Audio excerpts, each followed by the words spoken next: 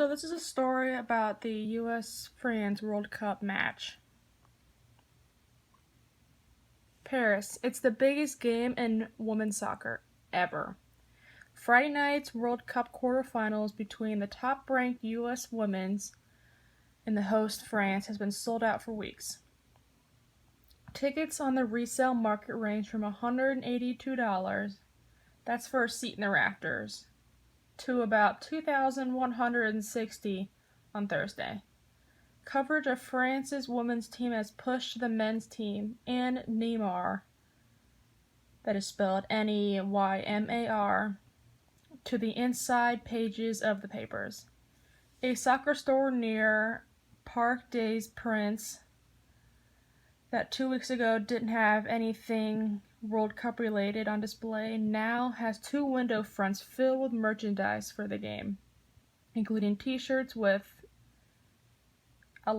Les Bleus emblazed on the front, the extra E in bold red. And if the previous games of this World Cup are any indication, half of France will likely be watching the game, while ratings in the US could threaten the record set for the 2015 World Cup finale, when the Americans walloped Japan on the way to their 3rd title. "I hope it's huge and crazy," Megan Rapinoe said earlier this week, her eyes lit up and a grin on her face. "That's what it should be. This is the best game. This is what everybody wanted. I think we won it. It seems like they're up for it. These are the biggest games you dream as a kid about." The hype for this game is not meant to take anything away from the final of the 1999 World Cup, or the final 4 years ago. Both were which huge ratings draw in the United States and inspired little girls from coast to coast. But Friday's quarter finale between the world's top-ranked teams and the World Cup host carries a significance that reaches well beyond our country. It felt before the tournament began that this World Cup would be a tipping point, a preview of the game's potential. The rest of the world's devoted even a fraction of the resources and interest in women's soccer. This is that it does to its men's team.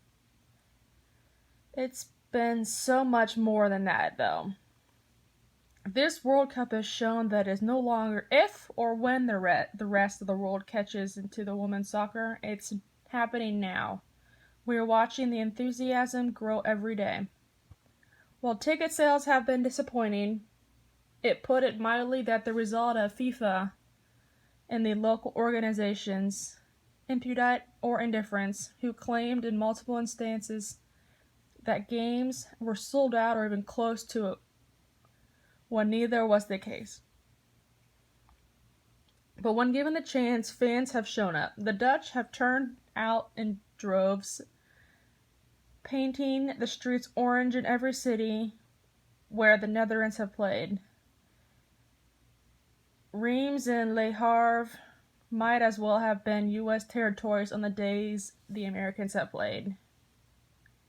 Fans have turned in, too, with recording ratings in almost every country. In Brazil, a soccer-mad country where the game was traditionally been met with indifferences, more than 35 million people turned in to watch Marta and company in their round of 16 loss to France. That's right, 35 million. This is a magnificent showcase piece for our sport, U.S. coach Jill Elliott said. "I've said it's the most popular sport for women, and I think this game makes it bigger. The attention, the fanfare around it and behind it draws more attention to it. If we can garner more support, more sponsors, more fans, more little girls willing to go out and kick a soccer ball from watching this tomorrow night, that's fantastic. That's a great fallout. The magnitude of this game goes well beyond simply the U.S. playing the host. Dating to July 2017, a span of 50 matches, the Americans have lost 1 game, to France in January. It wasn't a close game either. A 3-1 win by Les Blues that would have been a shutout if not Mallory Puig goal in the final seconds. In their last 3 games against France, the Americans are 0-1-2. Sure, all of those games were exhibitions, as French coach Corinne Durac was quick to point out Thursday, but no other team has had the U.S. women's numbers like that recently and cannot be underestimated. When you're able to do something once, then you should go out and pull it off. France captain Amendy Henry said, "I hope that will be the case tomorrow night." As for France, it is trying to become the first country to hold the men's and women's World Cup titles at the same time. It is also trying to shed its label for underachievers, having never advanced beyond the semifinals at a major international tournament and losing in the quarterfinals at the 2015 World Cup, 2016 Olympics, and the 2017 European Championships. After a strong opener, France has looked vulnerable, and their captain questioned the state of her team after its win over Brazil. Now, she downplayed the idea Thursday that they are the ones feeling the pressure. After a strong opener, France has looked vulnerable. Sorry, I just read that again. Look, when you play against the United States,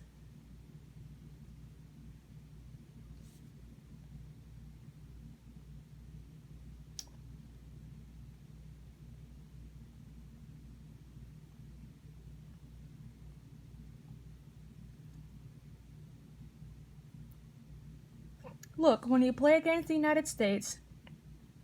have a lot less talk to do with my team.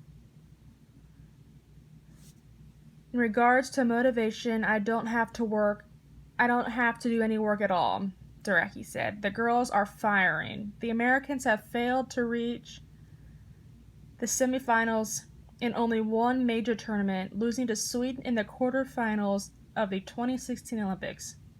A loss to France would be worse, given how strong the U.S. women look and scoring a record 18 goals during the group stage, and the confidence the players have executed.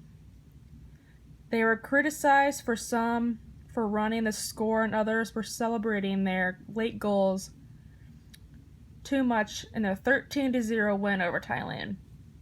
They have been asked by foreign reporters about their ignorance. But when Elise was asked if the Americans were under pressure, she smiled. "This is a big game, and the players know that," she said.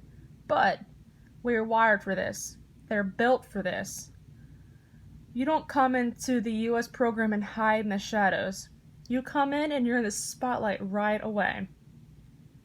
You think some teams will visit pressure, but I think we live there a lot," Elise said.